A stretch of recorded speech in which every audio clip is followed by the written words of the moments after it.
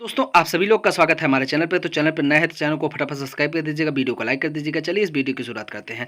जैसा कि आप लोग को पता होगा, पेंशन योजना लागू हो चुकी है, जो कि यूनिफाइड पेंशन स्कीम यानी यूपीएस है। हालांकि ओपीएस सरकार ने नहीं लागू किया है।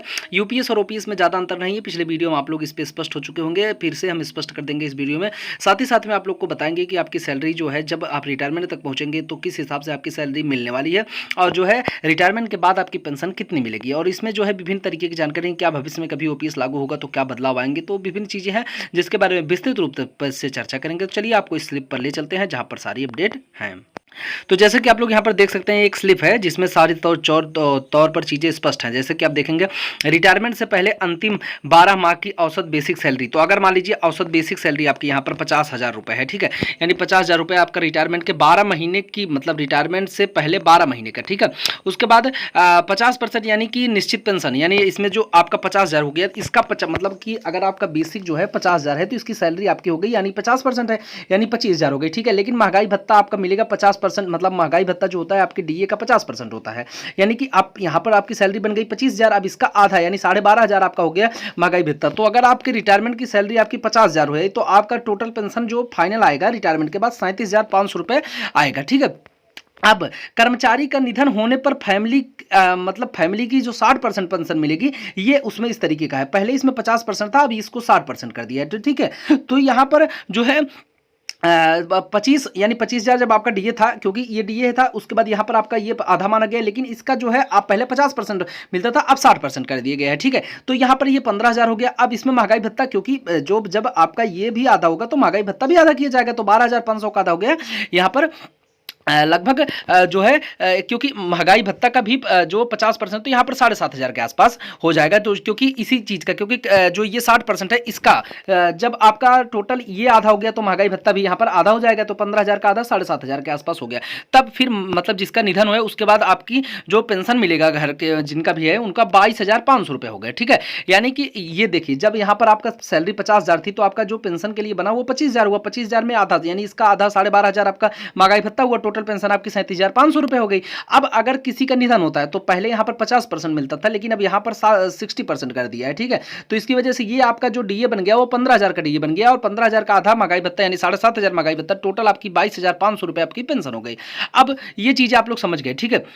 अभी यहाँ पर और बहुत सी चीजें, जैसे कि आपका मान लीजिए कोई किसी की सैलरी रिटायरमेंट तक 60,000 रुपए है, ठीक है, 60,000 रुपए रिटायरमेंट सैलरी है, तो उसका जो पेंशन बनेगा वो यहाँ पर बनेगा तकरीबन कितना बनेगा 45,000 रुपए, और उसका निधन के बाद 27,000 रुपए पेंशन। तो ये इस तरीके की चीजें हैं। तो मान लीजिए जैसे आपका वेतन जिस तरीके का होगा, जैसे मान लीजिए आपका वेतन हो गया यहाँ पर 80,000 रुपए रिटायरमेंट का, तो जैसे 80,000 रुपए आपका वेतन हो गया, तो यहाँ पर आपकी सेंट्रल पेंशन बन जाएगी 60,000 रुपए, ये यूपीएस की पेंशन है, तो यहाँ पर पेंशन बन जाएगी 60,000 रुपए, और आपके जो मरने के बाद जिनको पेंशन मिलेगी वो मिलेगी लगभग यहाँ पर 36,000 रुपए, ठीक है। तो ये आपका यूपीएस के अंतर्गत इस तरीके की चीजें हैं। यहाँ पर आप देख सकते हैं, मान लीजिए सैलरी आपका 1,20,000 हो गई है रिटायरमेंट तक, तो 1,20,000 से आपका पेंशन 90,000 बन जाएगा, ठीक है। 90,000 आप पेंशन पाएंगे, 36,000 रुपए फिर अगर आपका जैसे निधन होने के बाद जो भी पेंशन होगा 54,000 रुपए के आसपास आपकी पेंशन बनेगी, ठीक है। तो ये चीजें फिर इसके बाद पेंशन बढ़ती भी रहती है।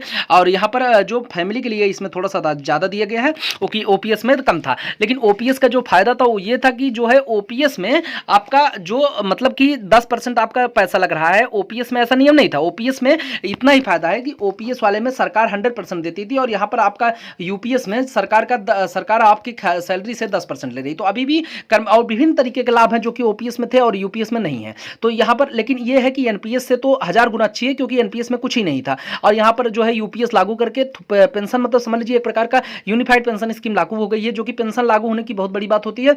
और इस तरीके की चीजें आपका मान लीजिए आप एक 50,000 वेतन पर रिटायर हो रहे हैं तो आपको करीब 37,500 रुपए के आसपास पेंशन मिलेगी, और यहाँ पर 1,10,000 पर रिटायर होंगे तो आपको 82,000 रुपए पेंशन मिलेगी। अब मान लीजिए 1.5 लाख पर रिटायर हो रहे हैं तो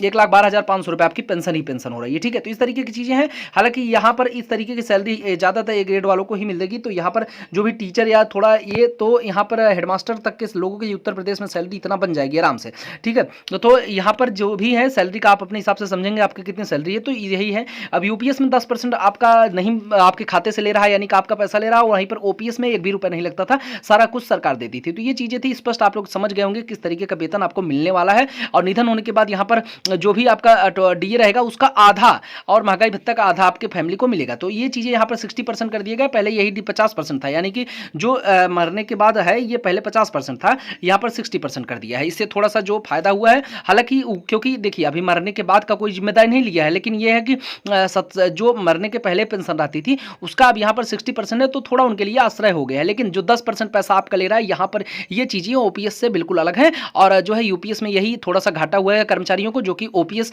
में 10% आपका नहीं लेता था और सरकार सबको देती थी। हालांकि ग्रेड पे भी में भी थोड़ा बहुत फायदा था, लेकिन फिर भी ठीक है। एनपीएस से तो बहुत अच्छा है, क्योंकि एनपीएस में आप लोग को मैं फिर बता दूं कि एनपीएस में कुछ नहीं मिलता था, आप ही का पैसा आप ही को देते थे, थोड़ा बहुत इंटरेस्ट मिला करके। ठीक है, उसके बारे में हम चर्चा नहीं करेंगे क्योंकि उसका तो मैटर ही खत्म हो गया है गाइस। तो फटाफट चैनल को सब्सक्राइब कर दीजिएगा, ऐसे ही अपडेट हमारे चैनल के माध्यम से आती रहेंगे गाइस। Thank you.